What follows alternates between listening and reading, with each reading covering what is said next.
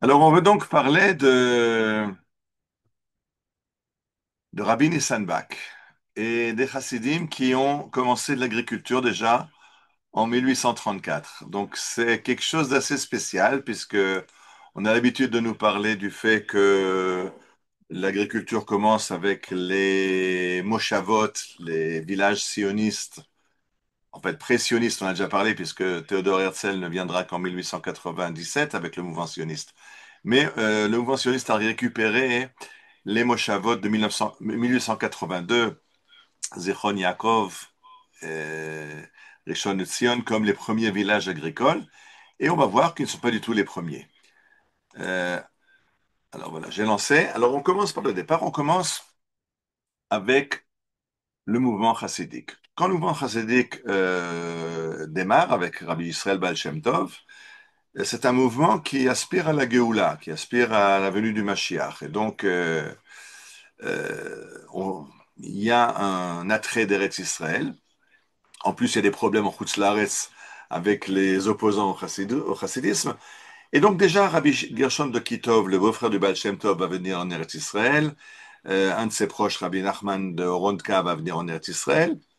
Mais la grande alia des chassidim, en fait, c'est l'alia de Rabbi Menachem Mendel de Vitebsk et Rabbi Avraham Cohen de Kalisk, qui eux viennent en 1777. Ils viennent avec 300 personnes. C'est une grande alia pour l'époque, une grande caravane qui vient en Eretz Israël.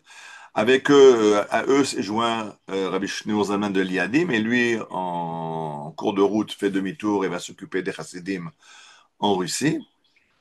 Et si vous voyez en bas de la page, c'est que ils sont pas venus sur un bateau à 300 personnes, ils sont venus en plusieurs groupes, et un des groupes, le bateau a coulé en mer.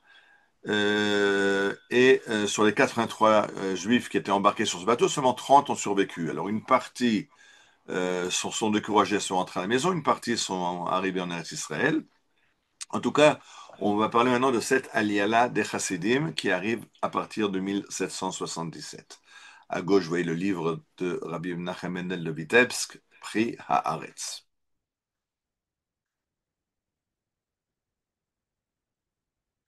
Ok, et j'arrive à quelques générations plus tard, donc le grand élève du Baal Shem Tov qui va lui succéder, c'est le Maguid de Mezrich, dont le petit-fils s'appelle Rabbi Israël Friedman de Rougine. Et lui, c'est un rabbi très spécial, parce que Rabbi Israël de Rougine va avoir une cour, c'est-à-dire lui qui va donner cette expression de Chatzer, les cours chassidiques, parce que c'est vraiment une cour royale. Et vous voyez à droite quelque chose qu'il disait, ce qui retarde la Géoula, ce qui empêche la Géoula, c'est qu'on n'arrête pas de pleurer, on n'arrête pas de pleurer, oh, on supplie Dieu en pleurant, en demandant la Géoula, il faut arrêter de pleurer, il faut être dans la joie, il faut être assertif, et il faut se conduire de façon princière, puisque Kol Bnei Israël Melachim, on est des fils de roi, on doit se conduire en prince. Si on ne se conduit pas en prince, on ne va nulle part. Lui se promenait dans un carrosse tiré par plusieurs chevaux, il avait un palais royal, bien que lui vivait très simplement, dormait très peu, mangeait très peu, mais son apparence, la façon dont il se montrait au public était une apparence royale, parce qu'il faut ramener la dignité du peuple d'Israël, et c'est quelque chose qu'on a perdu pendant la galoute. Alors, à son époque, on invente le chemin de fer, et j'ai mis un extrait devant vous. Quand on lui dit, il y a maintenant les trains, mais c'est formidable, parce que la Géoula est imminente, et apparemment, la Géoula ne se fera pas par des miracles, et donc si c'est pas des miracles, si c'est un miracle, c'est pas un problème. Dieu, il amène tout le monde en un coup, on s'envole dans les airs, et on se retrouve en Eretz Israël. Mais ici, il faut aller d'après les lois de la nature petit à petit. Et ben, les trains sont très importants parce que c'est eux qui vont permettre de ramener les Juifs en Eretz Israël. Donc voilà, même les inventions de son époque sont perçues par lui comme les clés qui vont amener à la Géoula. On va écouter quelques notes de musique d'une musique composée par Rabbi Israël de Rougine.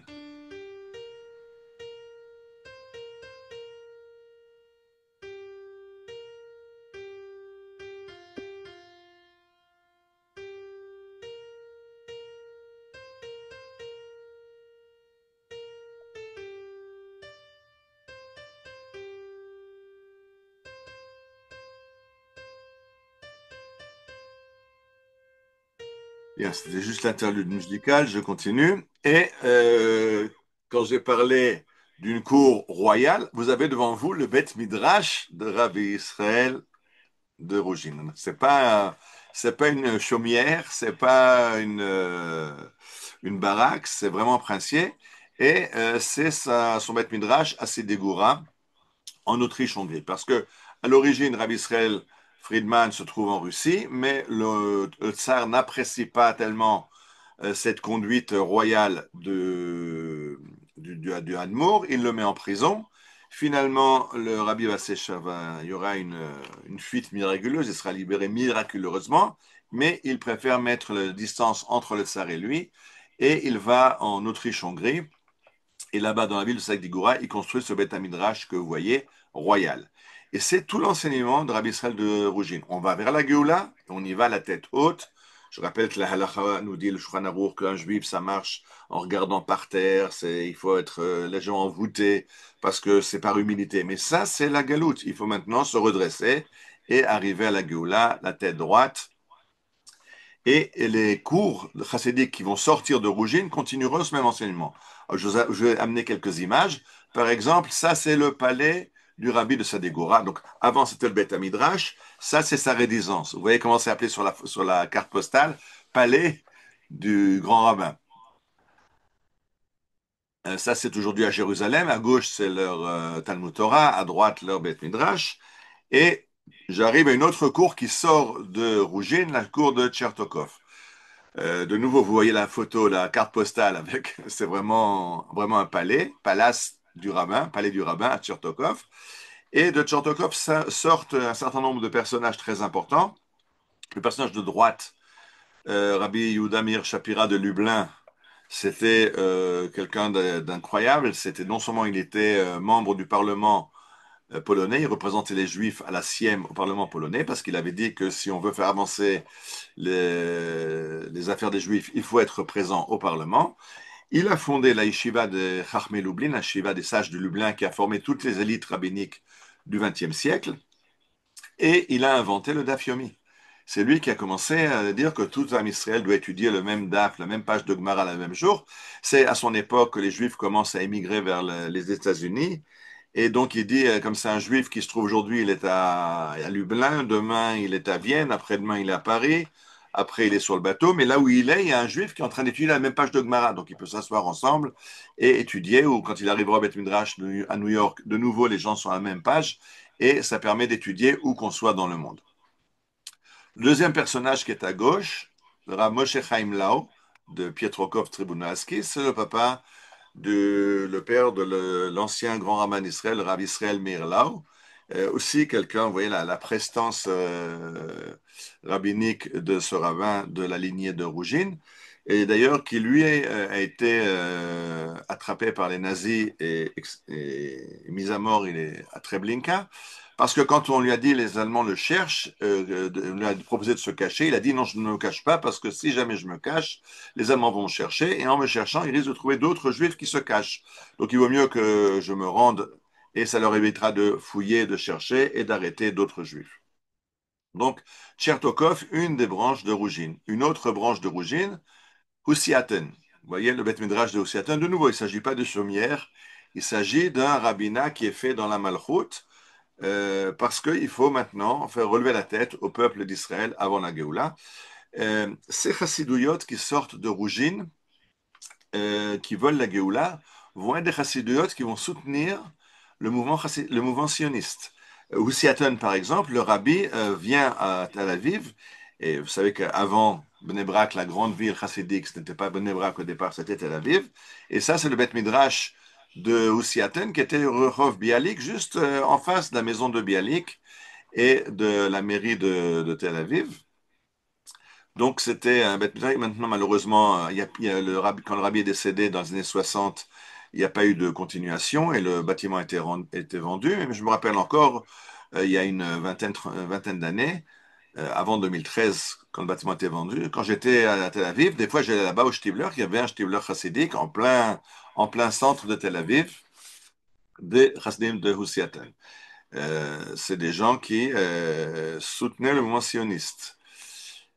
Euh, Le Admor de Rougine a dit à ses chassidim, tout celui qui peut vendre ce qu'il a, ses possessions, ses biens, qui vendent et qui partent en Eretz Israël. Celui qui ne peut pas vendre ce qu'il a, ben, qu'il lâche tout et qu'il parte. Mais il ne faut pas rester, c'est avancer la Géoula, et il faut rentrer en Eretz Israël. Il y a d'autres cours chassidiques qui ont dit non, on attend le Mashiach, on attend une Géoula miraculeuse. Non, ce n'était pas la vision du rabbi de Rougine qui disait ça va venir de façon naturelle, comme on le voit actuellement, et qu'il faut donc venir. Et il disait aussi, ce qui est à droite, on peut émigrer vers d'autres pays pour des raisons personnelles, mais de façon publique, la masse des Juifs, il y a un seul endroit où partir, c'est Eretz Israël. Et, pardon, ça c'est l'Admor de Yossi-Hatton, pas l'Admor de Rougine qui était déjà décédé depuis longtemps. L'Admor de Yossi-Hatton dit la preuve qu'il faut aller en Eretz Israël, c'est le projet d'Ouganda dans le mouvement sioniste. Il dit même des gens qui étaient éloignés du judaïsme, quand on a proposé l'Ouganda, ils n'étaient pas d'accord. Ils ont dit si on quitte Eretz Israël, c'est pour aller si on quitte la Galoute, c'est pour aller en Eretz Israël. Donc, ce sont des chassiduyot sionistes. Et on arrive maintenant à nos héros d'aujourd'hui, qui sont la famille Bach. C'est quoi Bach? Bach, il y a différentes explications. Certains disent Ben Kdoshim, fils de Kadosh, parce qu'il y aurait eu un ancêtre qui aurait été mis à mort al Kiddush Hashem. De façon plus prosaïque, il y en a qui disent que Bach, c'est Baal Koré, parce qu'il lisait dans la Torah à Sadigora, à Berditchev, pardon. Rabbi Israël Bach est de Berditchev et qu'il était Baal Koré. En tout cas, ce qu'on sait, c'est qu'il était imprimeur et d'ailleurs, il avait ajouté à son nom Drucker, Drucker imprimeur. Et c'était quelqu'un qui était très, très, très doué. Il dessinait, et il savait travailler le bois, le métal. C'est lui qui coulait les lettres pour son imprimerie. Il savait aussi l'horlogerie. D'ailleurs, pour monter en Eretz Israël, pour payer son voyage d'installation, il a fait une horloge pour un noble polonais. Et il s'est aussi occupé de médecine. Il guérissait les gens. On va le voir après, ça aura son importance en Eretz Israël. Donc ça, c'est le personnage avec lequel on commence, Rabbi Nissan Bach, qui est un disciple du rabbi de Rougine, Rabbi Israël Friedman de Rougine, de Sadigora. Alors, Rabbi Israël Bach fait son aliyah en Eretz Israël, et comme beaucoup de personnes à l'époque, on fait d'abord son aliyah, on s'installe, on trouve une maison, on trouve la parnassa, et après on fait venir la famille. La famille suit dans un second temps. C'était vrai aussi pour les Juifs qui sont partis aux États-Unis ou d'autres vagues d'immigration. D'abord, le chef de famille va préparer l'arrivée de la famille, et après, il invite la famille. Donc lui, il est parti en Eretz Israël, et il s'installe à Tzfat, où il est venu avec une machine à imprimer, une presse, et il va retrouver son métier d'imprimeur. D'ailleurs, quand il est venu avec son associé, qui s'appelle, il y a son nom ici, vous le voyez, il s'appelle Leipzig Gisser. Leipzig Gisser, Gisser, c'est ceux qui font les lettres de l'imprimerie, les caractères d'imprimerie. Donc Rabbi Israël les dessine, Leipzig prépare les caractères d'imprimerie, ensemble ils viennent à Sfat et ils montent une imprimerie. En 1813, il est installé et il envoie Leipzig dans la galoute pour chercher sa femme, ses enfants, également la femme, les enfants de Leipzig, et il revient en fait avec 90 chassidim qui vont venir s'installer à Tzfat. Ils arrivent de Berditchev et d'Odessa, et dans ce groupe se trouve le fils de Israël Bach qui s'appelle Nissan Bach. De sa première femme, il a un seul fils, Nissan, qui est donc maintenant qui vient le rejoindre. Et ils sont sur le bateau qui les amène vers Eretz Israël. Sur ce bateau, la mer est calme et il y a une femme qui accouche. Et Israël, Nissan Bach, qui a 17 ans, va préparer un couteau et tout ce qu'il faut et va faire la Brit Mila sur le bateau. Il a 17 ans. Il est déjà le chef du groupe et c'est lui qui fait la Brit Mila de ce bébé qui est sur le bateau. Vous voyez que le bateau que j'ai mis à gauche, j'ai pris sur Internet un bateau de pirate avec le crâne et les tibias, parce qu'en fait, Israël Bach écoute un petit peu aux portes, et il entend le capitaine du bateau qui a un projet. Son projet, c'est de vendre les passagers comme esclaves. Et oui. À l'époque, l'impératrice, ça se fait. À la différence aujourd'hui des otages à Gaza où le but est de faire arrêter la guerre, c'est une arme de guerre contre Israël. À l'époque, les gens sont kidnappés contre rançon. Pour un prix, il y a un tarif d'ailleurs. Il y a un tarif officiel à combien on vend les esclaves et ils sont donc rachetés par les communautés juives.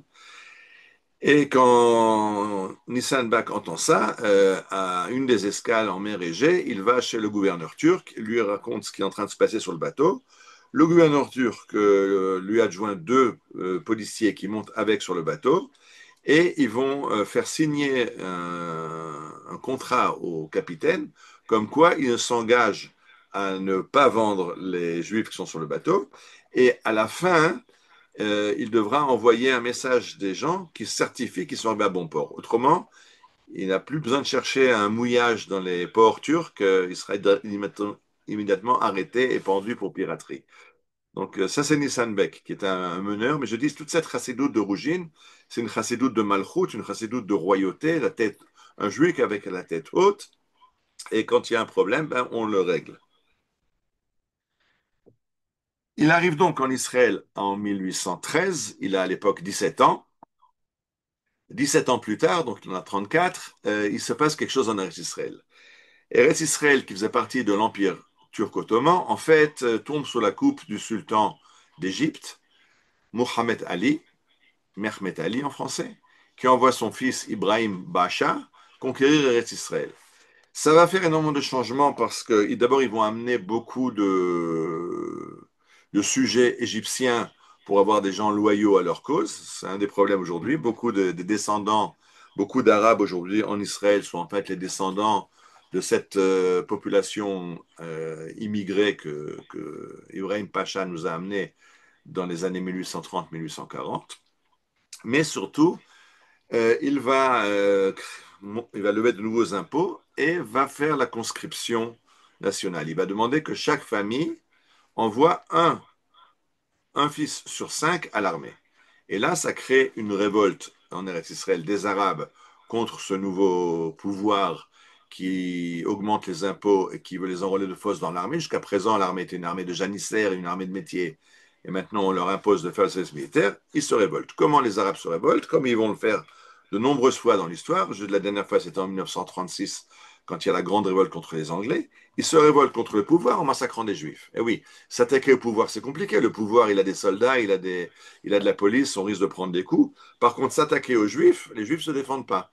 Et donc, il y a une vague de massacres en 1834 dans cette révolte qu'on appelle dans l'histoire israélienne en hébreu Mered HaFalachim, la révolte des villageois arabes. Mais c'est les Juifs qui vont en faire les frais. Et je vous ai mis en bas un témoignage oculaire. Euh, Ils ont fait voilà, je ne sais même pas traduire ça, des mauvaises conduites terribles. Ils ont cherché sur le corps des femmes pour chercher si elles ne cachaient pas de l'argent ou de l'or. Ils l'ont fait devant tout le monde sans aucune honte. Et les pauvres juifs, complètement affolés, affolés jusqu'à la mort, ne réagissaient pas, ne se défendaient pas, même quand ils auraient pu le faire. Et ce témoin, qui est un non-juif, j'ai oublié son nom, c'est un Anglais qui se trouve par hasard à Tzfat à l'époque, qui raconte que il y a des maisons où arrive un gosse musulman de 12 ans, de 10 ans ou 12 ans, il regarde, il vole, il pille, et personne n'ose rien lui faire. Les Juifs sont terrorisés et ne se défendent pas. À la fin de cette révolte, quand Ibrahim Pacha revient pour mater cette révolte, il va tomber malade. Quand il tombe malade, les médecins qui sont autour de lui sont impuissants à le guérir. Et alors on lui dit, tu sais, il se trouve à Akko, et on lui dit, à Safed, Tzfat, pas très loin d'ici, il y a un juif qui sait guérir. Alors il fait chercher Israël Bach, et Israël Bach arrive à le guérir. Alors s'il le guérit, ben, c'est un médecin c'est un bon médecin, et il reçoit le diplôme, le titre de médecin de la cour. Et donc, maintenant, le, le gouverneur d'Eretz Israël, Ibrahim Pacha, lui donne une lettre de recommandation pour le Pacha de Tzfat en lui disant tout ce que demande ce médecin, tu accèdes à toutes ses demandes. Et un peu plus tard, il y a un problème. Près de Tzfat, il y a un village sur le mont Méron. D'ailleurs, à l'époque, il y a des discussions est-ce que le mont Méron s'appelle le mont Atzmon ou le mont Méron. Mais en tout cas, il y a sur sur la montagne qu'on appelle aujourd'hui le mont Méron, il y a un village qui s'appelle Djermak. Et ce village est sous la coupe des Druzes du village de Pki'in. Et donc les Arabes de Djermak vont demander à Israël Bak d'intercéder pour eux auprès du Pacha de Tzfat, puisqu'il a ses entrées, et il demande qu'il les aide à se sortir de la coupe des Druzes de Pki'in. Israël Bak va s'adresser au gouverneur, il va avoir gain de cause, et pour le remercier, les habitants du village de Djermak lui donnent la moitié du village. Donc la moitié du village, maintenant il y a un demi-village arabe sur les pentes du mont Méron qui appartient à Rabbi Israël Bak. Et il va faire ce que font les Juifs à l'époque, les Arabes aussi. Il va employer des Arabes comme métayers. Lui, juste propriétaire foncier, c'est pas lui qui va travailler dans le village. Mais par contre, ce qu'il fait, c'est que son fils, Insan Bak, il l'envoie pour s'occuper de gérer le village, gérer le travail des métayers. Lui, Tatzfat, il s'occupe de son imprimerie. Et c'est Nissan Bak qui se trouve à Djermak, dans le village, qui gère le village. Et uniquement le Shabbat, en fin de semaine, il rentre à la maison. Mais toute la semaine, il est à Djermak. En semaine, le Shabbat, il se trouve à Tzfat. Et en 1837, la terre tremble. La terre tremble, Tibériade et Tzfat sont détruites. La ville de Tzfat, on comptera 2000 morts ensevelis sur leur maison. On peut on peut se demander si 2000 victimes, c'est beaucoup ou peu. Si je vous dis que la ville comptait 3000 habitants à l'époque, vous comprenez de quoi il s'agit. C'est deux tiers de la population sont enterrés sous les décombres. On ne peut même pas les sortir des décombres parce que c'est un nombre tellement important, il y a personne pour les sortir. Et on est en hiver, il y a la neige, il y a la pluie. Et finalement, on les laisse sous les décombres. Et une partie du cimetière de Tzfat, comme vous allez aujourd'hui, c'est en fait les maisons écroulées qui ont enterré les gens dans le tremblement de terre de 1837. Donc à ce moment-là, de nouveau, il faut quitter Tzfat. Donc la famille d'Israël Bak avait déjà quitté Tzfat en 1834 pendant la révolte des Falachim, la révolte des paysans arabes. Israël Bak avait été même blessé. Il boitera toute sa vie et son imprimerie a été brûlée.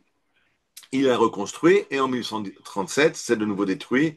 Et là maintenant, il quitte Tzfat et s'installe sur le Djermak, dans ce village dont il a reçu la moitié de la propriété. Et là, il s'adonne à l'agriculture. Et en fait, il va amener d'autres familles de Tzfat qui ont tout perdu.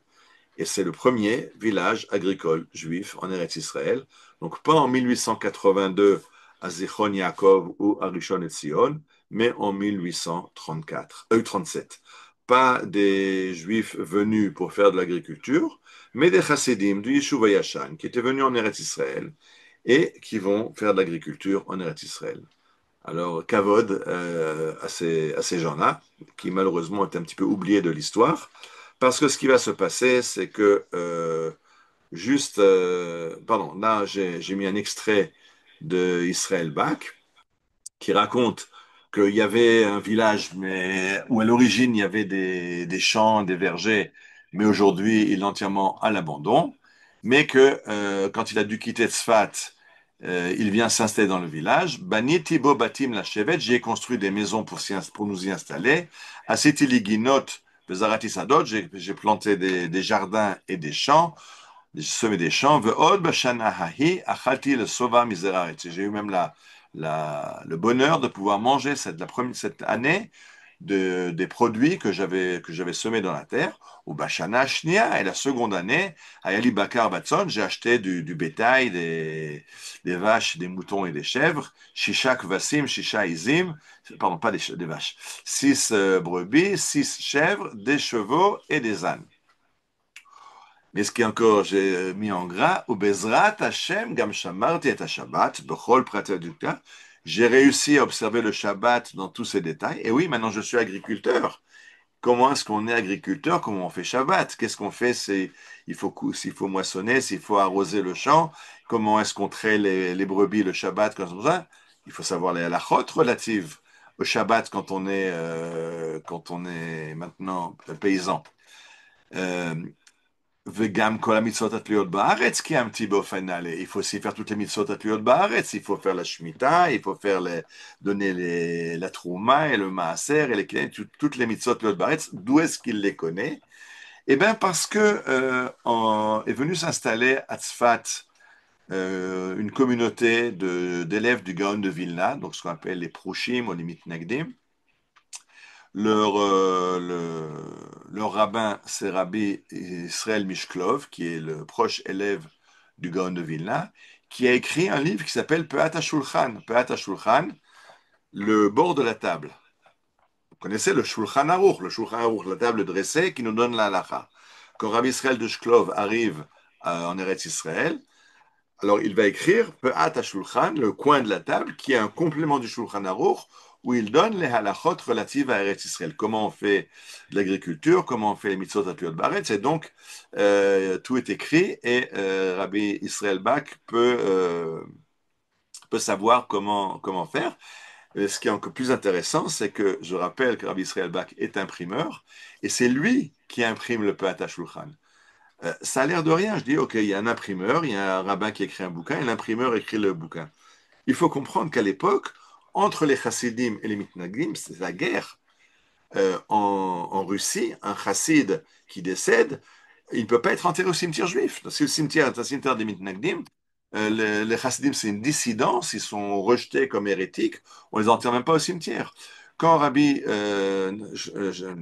Shneur Zalman de Liadi, le Balatania, le fondateur de Chabad, va aller rencontrer le Gaon de Vilna pour essayer de faire la paix, le Gaon de Vilna va quitter la ville pour ne pas le rencontrer. Il n'y a pas de discussion entre les Mitnagdim et les Chassidim.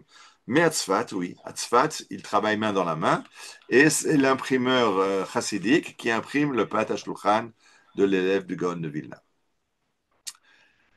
Gambeti ayapatoire l'irvacha, aussi ma maison était grande ouverte, ou birkat Hashem aita al kol poulatai, et Dieu m'a béni dans tout ce que j'ai entrepris, babaït, basadeh, la maison, les champs, אם כי המקום ההוא איננו מקום זריעה, כי אבנים רבות בו, בכל זאת ידי עשתה חיל, והשם היה בזה, bien que le terrain était très pierreux, Dieu m'a aidé et c'était une grande réussite. Alors vous avez vu qu'il a dit que sa maison est en grande ouverte, il attend les invités, et va arriver effectivement au Djermak, qui est, il faut vouloir parce que c'est au sommet du Mont Méron. Aujourd'hui, on se promène là-bas. C'est le Shvil Israël passe là-bas. Le GR, le chemin de randonnée qui traverse Israël. Il y a une balade aussi, Sovev Har Meron, au sommet du Mont Méron. Mais on peut y arriver en voiture, mais à l'époque, il faut monter à Dodan. Et arrivent là-bas deux invités prestigieux. Vous connaissez le personnage à droite, celui de gauche, c'est son épouse, donc Moshe et Yehudit Montefiore. Moshe Montefiore, le grand philanthrope juif qui vient d'Angleterre avec son épouse Yehudit, ils font plusieurs voyages en Eretz Israël.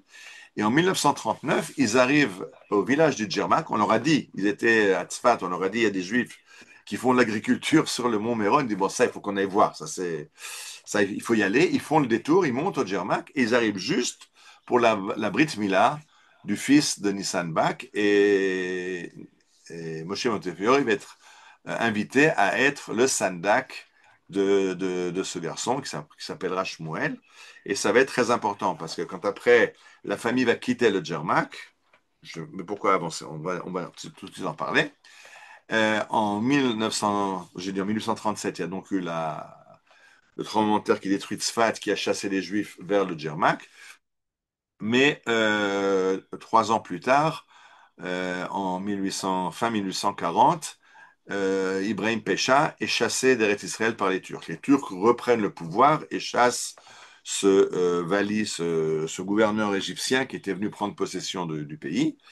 Et quand ils chassent Ibrahim Bacha, alors la famille Bach n'a plus son soutien puisque c'était Ibrahim Pacha qui avait dit, Ibrahim Pacha qui avait dit au Pacha de Tzfat d'accéder à toutes les requêtes d'Israël.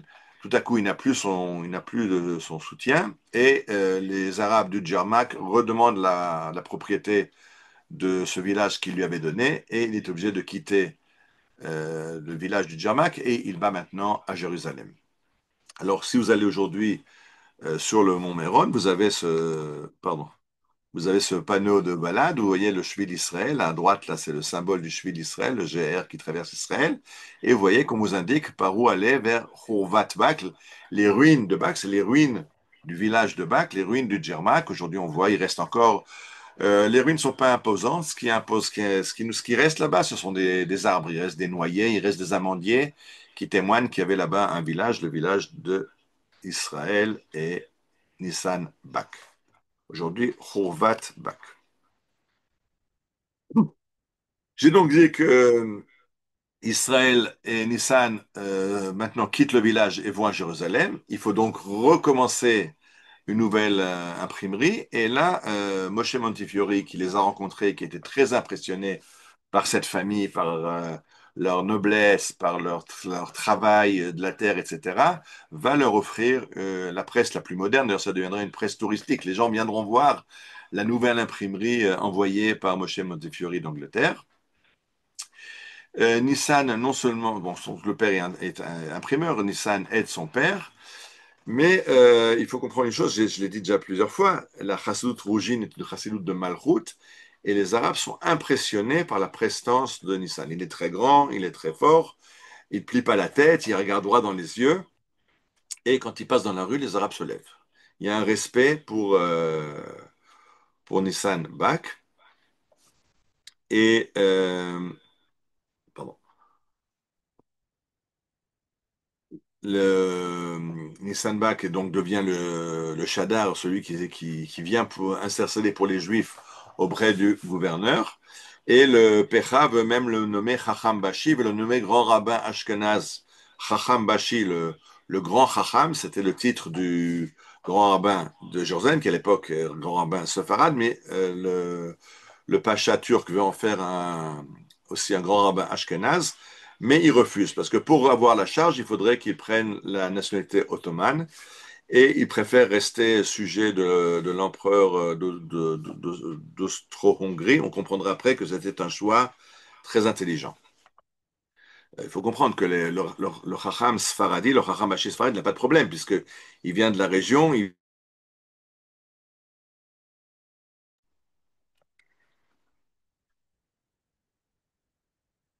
J'espère que vous m'entendez. Ok.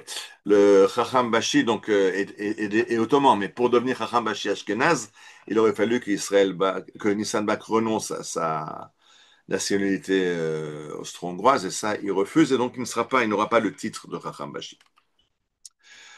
Euh, En 1839, Nissan Bak va de nouveau aller rendre visite à Rabbi Israël Friedman. Ce n'est pas sa première visite. Il retournera en 1844. Il retrouvera encore plusieurs fois parce que c'est son maître, et quand il a besoin d'un soutien d'un soutien et de fonds qui viennent du judaïsme d'Europe de l'Est, il se tourne vers son maître, Rabbi Israël de Rougine. En tout cas, en 1844, il arrive donc à Sadigoura, où se trouve le rabbi, et là-bas, le rabbi l'envoie en Angleterre, et lui en donne une lettre de recommandation pour Montefiore, et la demande, c'est de demander à Montefiore qu'il intercède auprès du tsar Nicolas pour permettre d'envoyer l'argent récolté par les Juifs en Russie vers Eretz Israël, parce que le tsar a bloqué les transferts de fonds, et donc le rabbi demande l'intervention de Montefiore pour qu'il convainque le tsar de laisser partir les fonds récoltés en Russie pour les Juifs, pour les Chassidim d'Eretz Israël. Au passage, puisque déjà il est en Angleterre, il rencontre là-bas un autre Juif de Jérusalem, Mordechai ben Zalman Tzoref. Zalman Tzoref, c'est le papa de Yoel Moshe Solomon. Vous connaissez, celui qui a construit Nachalat Yehuda, pardon, Nachalat Shiva et Petar Tikva et beaucoup de quartiers à Jérusalem. Et le frère de Yoel Moshe Solomon est allé en Angleterre pour apprendre les métiers, apprendre à tisser les métiers du textile pour commencer une industrie textile en Eretz Israël. Et Nissan Bak dit, si déjà je suis là, ben, il apprend aussi avec Mordechai Bak et il reviendra en sachant aussi s'occuper des machines à tisser modernes. En 1900, pardon, en 1879, euh, Nissan Bach, qui a vu que les Mitnagdim, les élèves du Gaon de Vilna, achètent des terrains. J'ai dit, Yoel Moshe Salomon a construit Nachalat Shiva et d'autres quartiers. Il a acheté des terrains de Malabès. Il va construire Petar Tikva. Il décide, ben, les Chassidim doivent aussi acheter des terrains, doivent aussi construire des quartiers. Et avec Shmuel Mordechai Warshawski, ils achètent un très grand terrain à côté de Shahar Shrem pour faire un quartier d'habitation moderne pour les Chassidim. Alors, il a au début le projet de l'appeler Ohale Moshe Yehudit, les tentes de Moshe Yehudit, en espérant que s'il donne le nom de Moshe Yehudit Montefiore, Moshe Yehudit Montefiore vont donner un gros chèque. Mais le chèque n'arrive pas, les maisons vont être construites et le quartier prendra un autre nom, il va s'appeler Kiryat Ne'emana. Plus tard, les gens le donneront un autre nom. Aujourd'hui, le nom utilisé, c'est Bate Nissan Bak, c'est les maisons de Nissan Bak. Donc, le quartier a été créé sous le nom de Kiryat Ne'emana, mais il est connu à Jérusalem sous le nom de Nissan Bak.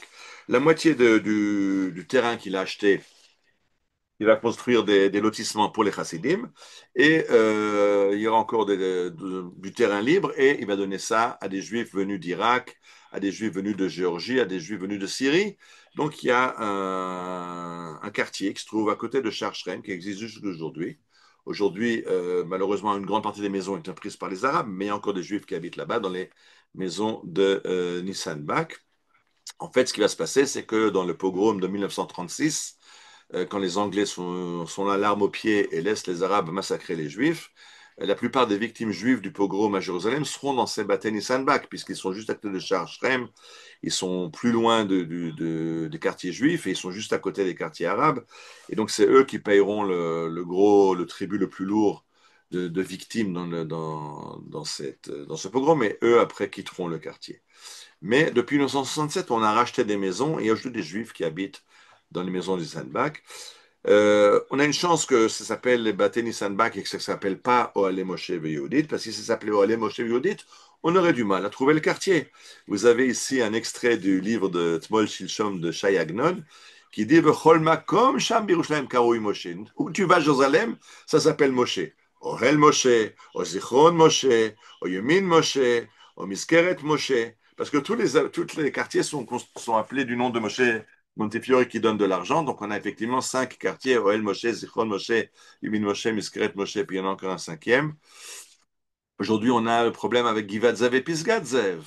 Mais ce sont en deux. Mais à l'époque, tout est Moshe Montefiore. Et nous dit Agnon, Rotse ata lagia lechad mamekomot alalu, tu vas arriver dans un des quartiers.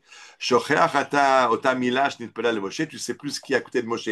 Si c'est Ohel Moshe, Miskeret Moshe, Yumin Moshe, ben, tu ne peux pas arriver parce que tu ne sais pas où est le quartier que tu cherches. Alors au moins, le quartier de Nissan Bak s'appelle Bate Nissan Bak et pas Ohale Moshe. Et là, vous avez une photo. Donc, c'est des maisons comme dans les Nachlaot. Ceux qui arrivent à comprendre où on est, là, moi, c'est pris de la porte de Shar Shrem. Derrière moi, à l'avant de la photo, c'est les murailles de la vieille ville. On prend la photo vers les maisons de Nissan Bak. Et derrière, vous voyez Migrash Haroussim. Vous voyez l'église du Migrash Haroussim. Là, aujourd'hui, la haute cour, la mairie de Jérusalem. Ouais, ça, c'est Hatzer Sergei. Donc, c'est l'hôtel aujourd'hui. La mairie se trouve là. La mairie se trouve là. Là où je vous montre avec la souris. Et ces maisons aujourd'hui, vous ne les voyez pas parce que les Arabes ont construit autour. C'est la station de bus qui se trouve et le marché qui se trouve devant Shar Shrem. Et derrière, il y a les maisons. Derrière la façade, il y a ces maisons, les maisons du quartier de Nissan Bak. Là, j'ai une autre photo. On montre un peu mieux. On voit ces maisons du côté gauche de l'image. Et à droite, vous voyez la muraille et la porte de Shrem. C'est pour vous expliquer de façon plus claire où on se trouve. Et d'ailleurs, c'est raconté, très bien raconté de nouveau dans Tmol Shilshom, le livre de Shai Agnon, qui raconte l'histoire du chien Balak qui va se promener à Jérusalem et qui ne rentrent pas dans les maisons de Nissan Bach, qui préfèrent aller à Rov Yafo parce que dans les maisons de Nissan Bach, il y a là-bas des Irakiens, des Juifs venus d'Irak, de Syrie, de Géorgie qui, eux, donnent des coups de bâton aux chiens. Et donc, c'est dangereux pour lui. Donc, le chien Balak préfère aller par le Rov Yafo. Pourquoi? Le fichar Bachar Balak Leler derech Rov Yafo, il a choisi de passer par le Rov Yafo. Chez Sham, Bate Bankim, ou Bate Esek, là-bas, il y a les grands magasins, il y a les banques. Ou Bnei Adam Sham, En Da'atam Pnuya Lidvarim Shen Baim Revach Mamon. Et les gens là-bas s'occupent pas de donner des coups de bâton au chien, ils sont trop occupés à leurs affaires, ils vont pas perdre du temps à frapper le chien, ça leur fait perdre de l'argent. Alors là, Shai Agnon règle son compte avec les différentes communautés qui sont là-bas dans le quartier. Vous lirez ceux qui lisent l'hébreu, ou vous lirez la traduction du livre Balak dans les contes de Jérusalem. Euh, j'ai dit que dans le cadre du terrain libre, il a vendu des terrains aux Géorgiens, des Juifs venus de Géorgie, les Grouzini, on appelle ça en hébreu aujourd'hui, ou des Juifs de Syrie, de Khaleb, Alep, et des Juifs d'Irak. Et là, vous avez une carte postale de l'époque. Donc, vous voyez les maisons de Nissan Bach, les maisons des Gruzian Houses, ça c'est les maisons des Juifs de Géorgie. Derrière, c'est le monastère Saint-Étienne. Et j'ai dit ce quartier a été abandonné en 1936, après le pogrom. Et on a un témoignage de quelqu'un, il y a un survivant qui est mort maintenant il y a une dizaine d'années, mais qui racontait toujours, quand on venait dans le quartier, il allait raconter son histoire. Il s'appelait Shmuel Tzfania. Son nom d'enfant, c'était Tzfaniashvili, comme les noms des Géorgiens. Et il raconte qu'il est né en 1928. Pardon, si j'ai dit une bêtise. C'était pas dans le pogrom de 1929, 36 qu'ils ont été massacrés. C'était dans le pogrom de 1929. 1929, il y a eu plusieurs vagues de pogroms. Il y a 1920, il y a 1929, 1936. Le pogrom de 1929. Donc lui, il est né en 1928. Donc pendant le pogrom, en 1929, il a 1 an. Et quand les émeutiers, les pogromistes rentrent dans le quartier et massacrent tout le monde, ils vont tuer ses parents. Et lui, qui est un bébé accroché à sa maman et jeté avec toutes les victimes, parce que c'est RF Shabbat, donc ils mettent tous les corps dans une pièce en attendant de s'en occuper après le Shabbat. Et quand la Chevra Kadisha revient, Motzei Shabbat, pour s'occuper des corps qu'il faut enterrer, ils entendent un bébé qui crie. Il était encore vivant un jour après. Il a perdu un œil, ils lui ont arraché un œil. Et donc, il voyait que d'un œil, mais il a vécu, et jusqu'à il y a une dizaine d'années, il nous racontait son histoire dans Niembate Nissan Bach. Alors maintenant, je passe à autre chose, qui est en fait, je reviens un peu en arrière dans l'histoire. Le quartier Nissan Bach, j'ai dit, il l'a acheté en 1879. Mais il a fait quelque chose d'autre avant. Mais c'est l'apothéose, donc je vais terminer par ce qu'il a fait avant. Vous connaissez tous cette synagogue, la synagogue de la Chourva, la grande synagogue du quartier juif de la vieille ville, comme disait mon maître technion Israël Eldad. Quelle chose horrible de parler d'un quartier juif à Jérusalem. Est-ce qu'on est tombé on est tombé sur la tête? Il y a un quartier si vous allez à New York, il y a un quartier chinois, on peut faire un quartier chinois, un quartier japonais, mais faire à Jérusalem un quartier juif, non, il y a Jérusalem qui est juive et il y a peut-être un quartier arabe, mais un quartier juif à Jérusalem, c'est une aberration. En tout cas, dans ce qu'on appelle le quartier juif de Jérusalem, il y a une grande synagogue, la Hourva, que vous voyez reconstruite dans la photo qui est à droite, parce que elle a été dynamitée par les Jordaniens à la guerre d'indépendance en 48. Et ceux qui se rappellent, quand on revient en 1967, après la guerre de ces jours, ce qu'on trouve, c'est l'arche. Il reste une arche qui nous rappelle qu'il y avait la synagogue. C'est l'arche que vous voyez devant vous sur l'image à droite. Mais en l'an 2000, on a reconstruit ce Beth Knesset. Et aujourd'hui, il est ouvert. Il fonctionne comme Beth Knesset, il y a un Beth Midrash et il sert aussi de musée. Vous pouvez acheter un ticket, un billet et visiter, aller sur la galerie extérieure en haut, voir la vue sur la ville. Donc, c'est la grande synagogue de Jérusalem. Oui, c'est la grande synagogue.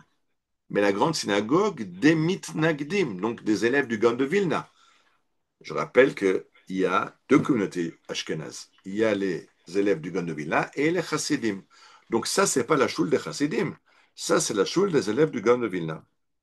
Bon, là, c'est la photo pour montrer de quoi elle a l'air aujourd'hui. Le bâtiment reconstruit et le Beth Midrash à l'intérieur qui est magnifique. Et il est construit à l'identique comme il était avant sa destruction en 1948. Mais si on regarde, ça, J'ai encore une dernière photo, c'est quand vous êtes à la galerie des femmes en haut, quand vous avez acheté votre ticket pour vous promener, vous voyez la vue d'en haut, c'est vraiment, c'est grandiose. Mais là, je vous montre maintenant une photo d'époque. Et sur les photos d'époque, vous voyez en premier plan la synagogue La Chourva. Vous reconnaissez sa coupole. Mais regardez derrière, vous voyez une deuxième coupole. Et oui, parce qu'il y a deux grandes synagogues ashkénazes. Il y a celle des Chassidim, des Mitnagdim, La Chourva, mais il y a une synagogue des Chassidim vous ne la connaissez pas parce qu'elle était détruite. J'ai dit qu'on a reconstruit la Chourva en l'an 2000. La synagogue des Chassidim, on est en train de finir la construction et elle aussi va être bientôt réinaugurée. Là, vous avez une vue à partir du Harabait, à partir du Mont Olivier en fait, du Mont Olivier. Donc on voit devant le mont du Temple avec le dôme du rocher. Et derrière, vous voyez, là où je montre, je ne sais pas si vous voyez la souris, il y a un dôme vert qui est la synagogue des Chassidim. Et à droite, il y a un dôme rouge qui est la Chourva. Donc il y a deux dômes dans le quartier juif, la Chourva et Tiferet Israël, la Shul des Chassidim. Alors, la Shul des Chassidim, elle va être construite avec l'aide du rabbi Israël Friedman de Sadigoura, qui va envoyer beaucoup d'argent pour acheter le terrain. Et donc, elle va prendre le nom de Tiferet Israël. Tiferet Israël, la gloire d'Israël, la beauté d'Israël, Israël et d'origine, le rabbi, en l'honneur duquel a donné l'argent et en l'honneur duquel on nomme cette synagogue. Tiferet Israël se construit. Le terrain a déjà été acheté en 1843, mais ça va prendre du temps pour avoir les permis, d'avoir l'argent, etc. Ça va prendre un certain temps, ça va plus de 10 ans pour construire la synagogue. Et celui qui est derrière, qui tire les fils, les ficelles, et qui amène l'argent, qui achète le terrain, qui va être l'architecte de la synagogue, c'est Nissan Bach, qui sait tout faire. Alors, il est aussi architecte. Quand il a des questions, il y a un architecte russe qui est en train de construire Migrash Harussim. Quand il a des questions techniques, il lui pose, mais à part ça, c'est lui qui gère le gros œuvre. Et il va être aidé aussi par Elazar Ludwig Frankel, qui est venu d'Allemagne construire une école moderne. Il s'est fait déchirer par le Yeshua Yashan, par les Juifs de la vieille ville de Jérusalem. Et Nissan Bach va le soutenir, parce que Nissan Bach, il est beaucoup plus moderne. Aujourd'hui, c'est le contraire. Aujourd'hui, les chassidim sont beaucoup plus fermés que les mitnagdim. À l'époque, ils sont un peu plus modernes que les mitnagdim. Et bien sûr, dans le cas de la Torah, si la modernité amène un renoncement à la Torah ou de la kfira, ça non. Mais la Haskalah, comme elle est en Allemagne, dans l'école de Rabbi Shimshon Raphaël Hirsch, ils sont d'accord. Ils sont d'accord pour la modernité, tant que c'est la modernité avec la Torah. Et donc, Ludwig Frankel va travailler main dans la main avec Israël Bach et va construire cette synagogue. Alors, quand ils construisent la synagogue, vous voyez à gauche maintenant une maquette. Elle est construite, mais ils n'ont plus l'argent pour faire le toit. Ils l'ont construit pendant plus de près de 15 ans, mais il n'y a plus d'argent pour faire le toit. Mais en 1869 arrive le Kaiser, arrive l'empereur d'Autriche-Hongrie, Franz Joseph, qui vient pour l'inauguration du canal de Suez. Et donc il va arriver à Jérusalem. Vous voyez qu'il est accueilli par la foule, puisque les chassidim sont ses sujets. Une grande partie du monde chassidique vient de Galicie, au sud de la Pologne, qui à cette époque-là fait partie de l'Empire austro-hongrois. Donc le Kaiser va leur rendre visite, puisque ce sont ses sujets, et eux lui font un portique d'honneur quand il arrive. Et il y a marqué, en gros, vous voyez qu'il y a marqué Wilhelm. Ah, pardon, ça c'est une autre. Je me suis trompé de photo. Je vais prendre une photo de l'arrivée de Franz Joseph. Ça, c'était pour Guillaume II d'Allemagne, c'est 10 ans plus tard. 20 ans plus tard. Mais c'est pas grave. On a aussi fait un accueil chaleureux à Franz Joseph. Et c'est lui, en fait, qui va donner, qui va payer pour le toit de la synagogue Tiferet Israël. Et là, vous avez à droite un journal de l'époque qui annonce il a donné 1000 francs pour construire le toit de la synagogue pour montrer qu'il n'oublie pas ses sujets juifs aussi. Il est venu pour une gueule de Suez. Il est allé inaugurer l'hospice autrichien, mais il n'oublie pas les Juifs et c'est lui qui va mettre la touche finale à la choule. Pour la petite histoire, quand ils ont acheté le terrain, il y a eu beaucoup de problèmes. D'abord, la Russie était furax parce que l'Église russe orthodoxe voulait acheter le terrain pour être très près des lieux saints chrétiens de la vieille ville, mais ils se sont été coiffés sur le chapeau, coiffés au poteau par Nissan Beck, qui a payé plus cher que ce qu'ils étaient prêts à donner et qui a le terrain. Donc d'abord, il s'est mis à dos toute l'Église russe et la Russie qui les soutient. Mais il se met aussi à dos les Arabes, parce qu'il y avait là-bas un kever cher sur le terrain. Et donc l'imam va monter en chair le vendredi et dire c'est catastrophique, les Juifs profanent le tombeau du cheikh Abou Chouch, il faut à tout prix les chasser de ce terrain. Et donc quand il parle quand il monte en chair le vendredi, regardez ce qui est marqué en haut. Allah rotor aviv siper le nesafim b'misgad el aksa b'yom hashishi ki balayla nira elav b'chalmo ha-sheikh Abou Chouch vitonen b'fanav shayudim chilou et kivro. Donc, il vient au prêche du vendredi à la mosquée, il annonce que le cheikh Abou Chouch lui est apparu en songe, lui a dit il faut faire quelque chose parce que les juifs profanent mon tombeau, je ne trouve pas le repos dans ma tombe. Alors, Nissan Beck, qui sait régler les problèmes, il sait d'abord parler aux Arabes et il sait aussi payer quand il faut soudoyer, payer. Il va se trouver surtout vers cet Arabe, il va se tourner vers cet Arabe, il va lui parler comme il faut, lui payer ce qu'il faut. Et la semaine prochaine, cet Arabe revient de nouveau à la mosquée, raconter qu'il a eu un nouveau rêve. Il raconte qu'il a vu Rab Chalomo et Cheikh Abou Chouch, Vehu Amarlo, et donc le Cheikh Abou Chouch lui apparaît dans le rêve et lui dit que m'avez-vous fait? Pourquoi vous ne me laissez pas dormir de trouver le repos dans ma tombe? Vous empêchez les Juifs de construire une synagogue, et moi j'ai été appelé depuis le paradis pour aller chez Abraham, notre ancêtre commun, Abraham aimé d'Allah, et il m'a demandé avec colère pourquoi j'empêche ces enfants de construire cette synagogue. Et donc, voilà, on vous permet de construire la synagogue. Et Israël Beck, qui a maintenant l'argent et qui a la permission, peut construire cette synagogue qui s'appelle Tiferet Israël. J'ai dit au nom de Rabbi Israël de Rougine, mais les gens de Jérusalem l'appellent Nishan Shul, la Shul de Nissan. Un peu. Il y a les noms officiels.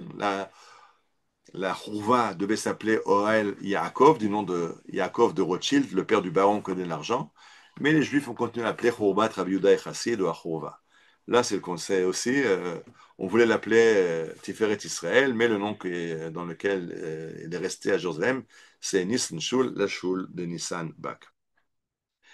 Et alors, on n'a pas fini avec ça. Non seulement il a construit cette Shul, non seulement il a mis le toit, mais regardez cette photo qui était coloriée, bien sûr. À l'époque, il n'y a pas de photo en couleur. Mais celui qui l'a colorié intelligemment. Les couleurs sont vraies. Vous regardez le dôme doré, vous voyez qu'il n'est pas doré parce qu'à l'époque, il n'est pas doré. Il a été doré dans les années 50 par les Jordaniens. Mais si vous regardez là maintenant le toit de la Khourva, pardon, le toit de Tiferet Israël, de quelle couleur il est? Il est vert. Alors là c'est le tollé parce que le vert c'est la couleur de l'islam. De quel droit vous prenez la couleur sainte des musulmans pour construire une synagogue? Et donc, c'est terrible. Et je vous ai mis deux extraits de deux journaux de l'époque. D'abord à Lebanon, le journal de Yechiel Brin qui écrit Haishme'elim yashumu bishroku biachrokushen. Les Arabes sont furax. Uma atzmu haronam birotam atseva hayarok. Ils sont furax d'avoir vu la couleur verte du dôme de la synagogue. Qui tseva hayarok kadosh leishmalim, c'est leur couleur sainte. Je le voyais sur les mosquées, il y a toujours des guirlandes de lumière verte la nuit. Alors, de quel droit les Juifs s'approprient la couleur sainte de l'islam pour leur synagogue? Ça, c'était le journal Al-Vanon. Et le journal Hatzvi d'Eliezer Ben Yehuda nous raconte qu'en 1887, le baron de Rothschild propose de payer pour repeindre le toit de la synagogue d'une autre couleur. Mais bien sûr, c'est pas Nissan Bach qui va céder parce que les Arabes sont pas contents. En 1948, à la guerre d'indépendance, les Arabes font ce qu'ils savent faire. Ils dynamitent la Chouva, ils dynamitent Tiferet Israël et encore beaucoup d'autres bâtiments. Et quand on est en 67, il nous reste que des ruines. Vous voyez ici l'entrée magnifique de la Tiferet Israël, mais aujourd'hui, c'est plus comme ça. Aujourd'hui, c'est reconstruit et très bientôt, ils vont inaugurer et on recommencera à y prier. Euh, J'avais dit que quand il était en Angleterre, Nissan Bach a rencontré Mordechai Tzoref, le frère de Yoel Moshe Salomon, qui rachète des terrains pour construire des villages juifs. Et Rabbi Nissan va avoir la même idée. J'ai dit, il va acheter le terrain dont on a parlé, le terrain pour construire les bâtés Nissan Bach, les maisons Nissan Bach près de Shrem. Mais il va aussi écrire une lettre. Voilà, on a acheté le terrain à côté de Yericho. Venez vous installer à Yericho. Donc là, c'est l'appel, venez vous installer à Yericho. Et vous voyez, c'est signé Nissan Bach. Finalement, ça ne s'est pas fait parce que le sultan ne va pas permettre. Mais ועתה אחינו היקרים, שימו אל לבבכם את חפץ הממשלה, הרוממה, ירום הודה. Juifs, regardez, même le gouvernement est d'accord, אם לא תרגישו בנפשכם כי רוח ממרום הוארה עלינו. Vous voyez que Dieu nous donne maintenant la possibilité de construire la Yericho comme une ville juive. Malheureusement, ça ne s'est pas fait à l'époque. Mais c'est pour ça que Petar Tikva s'appelle Petar Tikva dans le Tanakh, dans les prophéties, il est marqué que Vnatati et Emek Achor le Petar Tikva, la vallée détruite, la vallée de Yericho deviendra Petar Tikva. Comme Petar Tikva doit être construite à Yericho, c'est devenu Petar Tikva. Donc ça garde le fait qu'on voulait acheter Yericho. Donc et les mitnagdim de Yoel Moshe Salomon et Rabbi Sanbach, chacun voulait acheter une partie de Yericho pour en faire une ville juive, mais malheureusement ça n'a pas réussi. Je termine avec la famille Nissan Bach. Je voulais continuer, mais voilà, le temps est passé. La sœur de Nissan Bach, Myriam, se marie avec Eliezer Rokeach, dont le fils sera quelqu'un aussi très important dans l'histoire de Israël. Eliezer Rokeach Israël Rokeach, le petit-fils, sera le maire de Tel Aviv. La sœur de Nissan, Mindel, se marie avec Israël Dov Rumkin, qui d'abord travaillera avec son beau-père dans la presse et finalement éditera un journal, le journal des Chassidim, Hachavatzelet. Et il aura un arrière-petit-fils, Carmi Gilon, ce qui se rappelle ancien chef du Shabak. Donc, il y a des gens mieux et des gens moins bien dans la descendance de Israël Bach. À droite, dans le journal Chavatzelet, qu'il a créé avec son gendre, Frumkin, l'annonce de son décès. Et à gauche, la pierre tombale de Nissan Bach, son fils, au Mont des Oliviers. J'ai dit une histoire qui n'a pas été racontée, l'histoire de ces chassidim qui ont beaucoup fait pour développer Israël. On peut juste espérer qu'ils se réveillent un peu et recommencent aussi à s'ingérer dans le mouvement sioniste et à construire et développer, et que tout Am Israël, chacun apporte sa pierre à cet édifice magnifique qu'on est en train de construire, et aussi à l'armée qui est en train de se battre, le man Am Israël. Voilà, je dédie cette conférence à la refoua shlema de tous les soldats blessés, de tous les blessés des attentats, des Khatoufim, et de notre fille Yona qui a été blessée dans un attentat il y a maintenant plus de 30 ans et qui va subir demain une opération suite encore aux séquelles de l'attentat quand elle était bébé. Bonsoir à tous, je vais couper l'enregistrement et si vous voulez poser des questions.